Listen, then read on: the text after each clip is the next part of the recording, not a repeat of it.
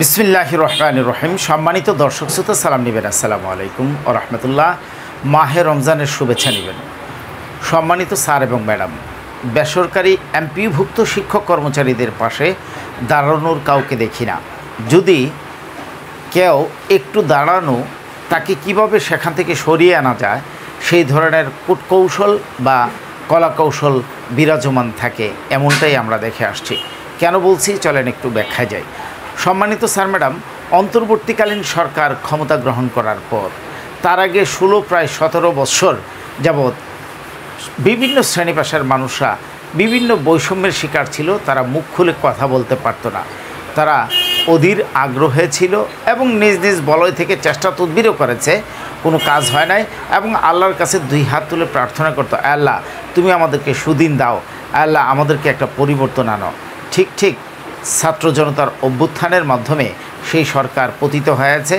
এখন অন্তর্বর্তীকালীন সরকার এসেছে, তারা তাদের দাবি দাওয়াগুলো সুন্দরভাবে উপস্থাপন করছে। প্রত্যেকেই প্রতিনিয়ত দাবি দাওয়া নিয়ে মাঠে নামছে।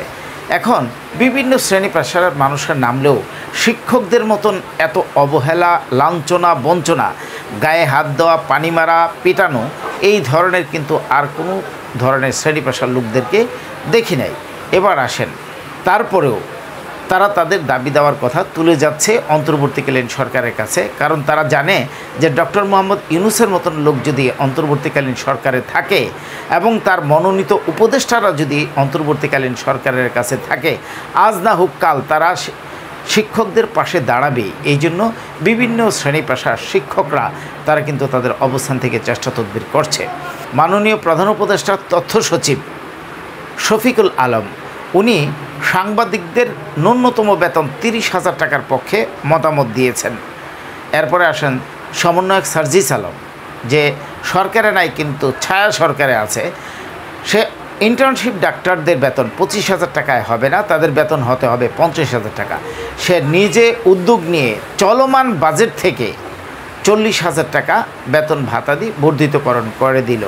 এবার আসেন আরেকজন সমন্বয়ক হাসনাত আবদুল্লাহর কথা বলি।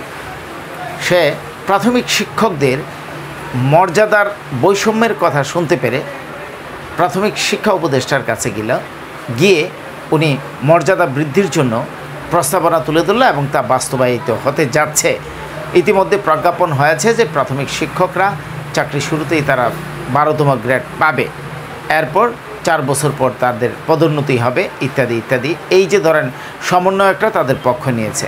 বেসরকারি এমপিভুক্ত শিক্ষক কর্মচারীদের পক্ষে দাঁড়ানোর মতন কাউকে দেখি না, কাউকে বলতে শুনি না যে বর্তমান প্রেক্ষাপটে একজন কর্মচারী 8,250 টাকা দিয়ে তার পরিবার পরিজন নিয়ে কীভাবে সে চলে।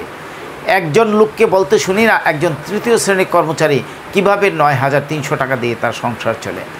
একজন সুশীল সমাজ বা যারা জ্ঞানী গুণী যারা আছে, বিভিন্ন পত্রিকার সম্পাদক আছে, কলামিস্ট আছে, তাদের কাউকে দেখি না বলতে যে অনার্স মাস্টার্স করে জাতীয় মেধা তালিকার মাধ্যমে শিক্ষকতা পেশায় নিয়োগ পেয়ে 12,500 টাকা দিয়ে কীভাবে সংসার চলে, কাউকে দেখি নেই। আমরা কয়েকদিন পরপরই কূটনৈতিক তৎপরতা প্লাস আন্দোলন সংগ্রাম করি। সেই আন্দোলনের মাঠে ভিপি নূরকে নিয়ে এসেছিলাম। আপনারা ভালো করে চেনেন, গণ অধিকার পরিষদের সেই ভিপি নূর এসে সে বলেছে যে শিক্ষকদের বেতন 40,000 টাকা হওয়া উচিত। যাই হোক, তারপরে তো একটু বলেছে, এমপিভুক্ত কথাটা কিন্তু উল্লেখ করে নাই। বলেছে যে শিক্ষকদের ন্যূনতম বেতন 40,000 টাকা হওয়া উচিত, তারপরেও তাকে স্যালুট জানায়। এবার আসেন আমাদের যিনি উপদেষ্টা ছিলেন, মাননীয় শিক্ষা উপদেষ্টা ডক্টর ওয়াহিদুদ্দিন মাহমুদ স্যার, ওনার কাছে কিন্তু আমরা গিয়েছিলাম। ওনাকে আমরা অনুনয় বিনয় করে আমাদের কথাগুলো বুঝিয়েছি।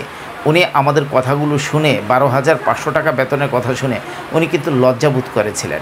উনি তা পরিবর্তন করার জন্য পণ করেছেন এবং উনি বলেছেন, আমাদেরকে সরাসরি বলেছেন যে আমি আপনাদের সবগুলো ভাতা বর্ধিতকরণ করব এবং আমি আপনাদের বেতনটাকে এমন একটা পর্যায়ে নিয়ে যেতে চাই যেন কেউ আর কোনো দিন না বলে 12,500 টাকা বেতন। এই যে মাননীয় শিক্ষা উপদেষ্টার একটা স্পিড ছিল শিক্ষকদের বেতন বৃদ্ধি করার কথা, ওনার বিদায়ী ভাষণে কিন্তু আমরা হতাশ হয়েছি। কেন হয়েছে জানেন? এই যে আমলাতন্ত্র তা হতে দেয় নাই। আমি যতটুকু জানি মাননীয় সাবেক শিক্ষা উপদেষ্টা এবং পরিকল্পনা উপদেষ্টা, উনি কিন্তু আমাদের বাড়ি ভাড়া, চিকিৎসা ভাতা, উৎসব ভাতা বর্ধিতকরণের জন্য ওনার প্রেক্ষাপট থেকে উনি একটা প্রস্তাবনা করেছেন এবং এর জন্য কত টাকা লাগে তাও একটা চাহিদা দিয়েছেন। আমলাতন্ত্র এখানে তা হতে দেয় নাই। ফলশ্রুতিতে সেই বিদায়ী শিক্ষা উপদেষ্টা বিদায়ের কালে বলে গিয়েছেন যে শিক্ষকদের এই যে বৈষম্যগুলো, এটা তো আর একদিনের না, দীর্ঘ প্রায় 15-21 বছরের, এটা এত সহসা শেষ হবে না। এটা শেষ করতে হলে 2-3টা বাজেট লাগবে। মাননীয় শিক্ষা উপদেষ্টা, এই 2-3টা বাজেট লাগবে আপনি আমাদের বৈষম্য দূরীকরণ করতে। তাহলে এই 2-3টা বাজেট হতে যে সময় লাগে, এই সময়ের মধ্যে আমরা চলবো কীভাবে, এই কথাটা কি আপনি একটু চিন্তা করেছেন? এই 2-3 বছরের মধ্যে নতুন মেধাবীরা কি এই শিক্ষকতা পেশা আসবে কি, এটা কি আপনি চিন্তা করেছেন? আপনি কি চিন্তা করেছেন যে বর্তমান প্রেক্ষাপটে শিক্ষকদের এই অপ্রতুল বেতনের কারণে অনেকে এই চাকরি ছেড়ে অন্যত্র চলে যাচ্ছে? মাননীয় শিক্ষা উপদেষ্টা, শিক্ষাটাকে আকর্ষণীয় করতে হলে, শিক্ষকতা পেশাটাকে আকর্ষণীয় করতে হলে শিক্ষকদের জীবনমানের উন্নয়নের কোনো বিকল্প নেই।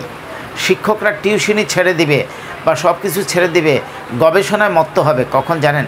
যখন তার সাফিসিয়েন্ট বেতন হবে, যখন সে চিন্তা করবে যে এত কষ্ট করে 2 মাইল 3 মাইল হেঁটে আমাকে পড়াতে যাওয়ার দরকার নেই, আমি যেই বেতন পাই এই বেতন দিয়ে আমার সংসার চলে, তখন কিন্তু সে আত্মনিয়োগ করবে গবেষণায়। এমনটাই হোক আমাদের শিক্ষায় ভবিষ্যৎ পথ চলা, এতটুকু আশা রেখে এবং সমস্ত বৈষম্য থেকে মুক্তি পাওয়ার একটা শখ চেয়ে অন্তর্বর্তীকালীন সরকারের কাছে অনুরোধ রেখে শেষ করছি। আসসালামু আলাইকুম ওয়া রাহমাতুল্লাহি ওয়া বারাকাতুহু।